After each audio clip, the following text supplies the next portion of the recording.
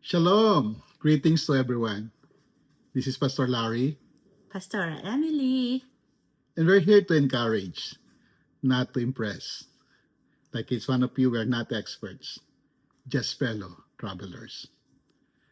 We know what it's like to juggle full-time jobs, family activities, and of course, church activities. Some days it feels like we're attending series of meetings, plus the activities of our kids. Piano lessons, soccer, swimming practice.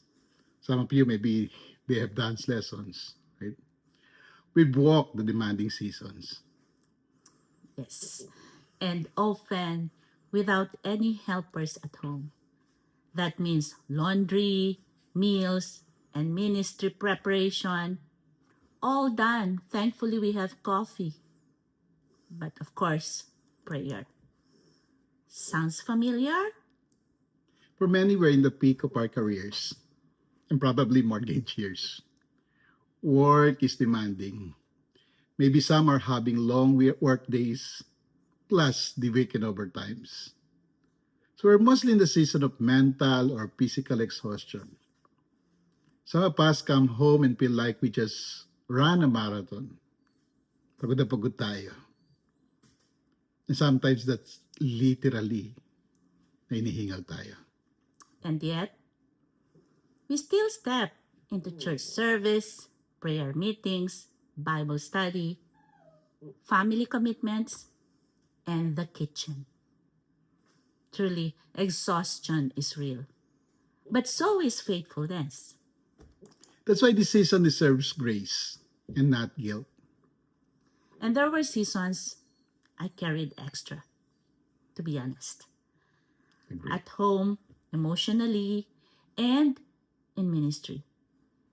Especially when pastor's workload was heavy. And honestly, sometimes I felt like a one home department and spiritual counselor all rolled into one. That's true. Brothers, many times our wives are quietly managing what we don't even see.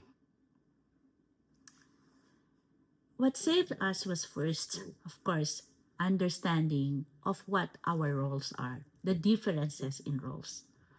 Of course, driven by love.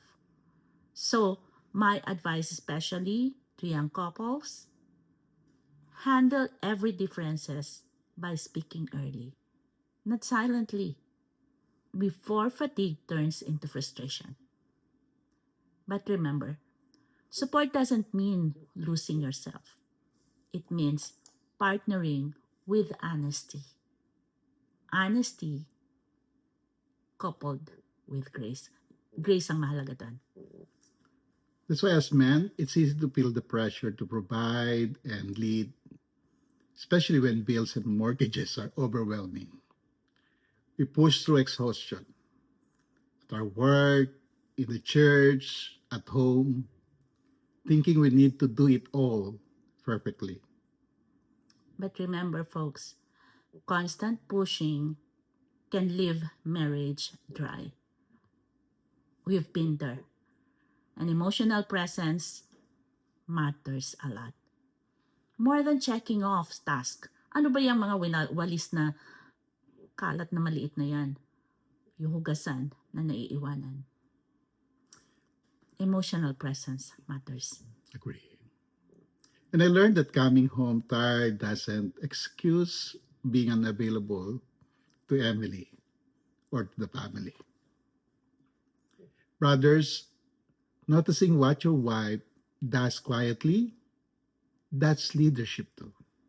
Thank you. Let's be honest, it's way cheaper than hiring a help. So let's appreciate our wife, right? And if you really can, help out, especially if both of you are working secularly.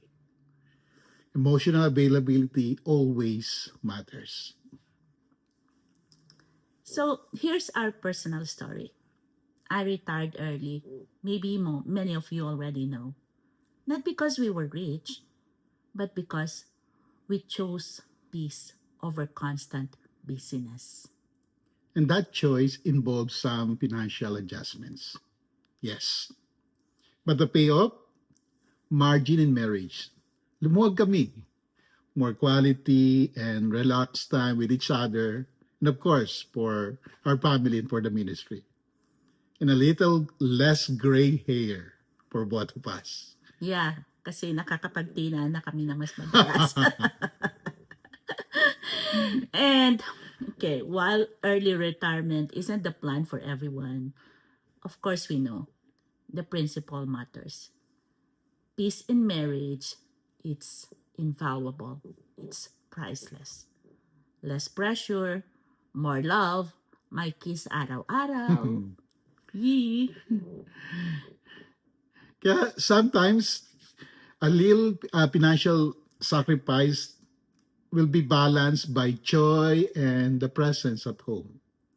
We can say better after seeing the result of our decision, especially with Emily's early retirement. That's why success, brethren, is not just titles, nor promotions, pay raises, or leading the biggest ministry event. For us, we've seen it. It's choosing presence. Presence for both, of course. And patience and understanding. Unity and love. Despite the exhaustion. Remember, this demanding season is just temporary. What you build in love now lasts forever. So to the husbands like me, lead with presence. Notice what your wives carry. Support emotionally and protect your marriage and your family. Amen. And to the wives, your faithfulness, care, and support matters deeply. Speak with honesty to your husband kung kailangan, but always seasoned with grace. Don't forget yourselves. Take your own breath. Do some self-care as well. Build your own marriage. Serve together. Love deeply.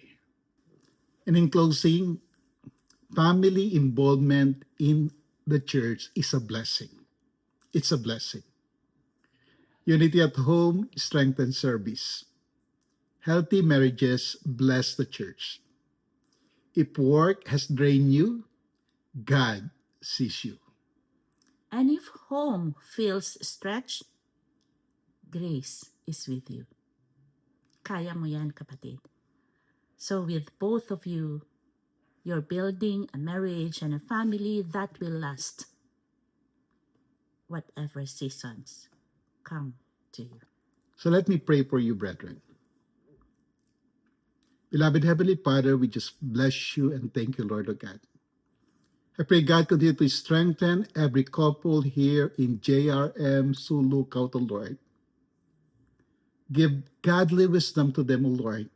Show your presence to them in their everyday life, Lord of God. And allow them to experience the peace that passeth all understanding, especially as they serve at their work, at their home, and in the ministry, O Lord. This is our prayer. In Jesus' name, amen and amen. God bless God and bless. regards to all. See you soon.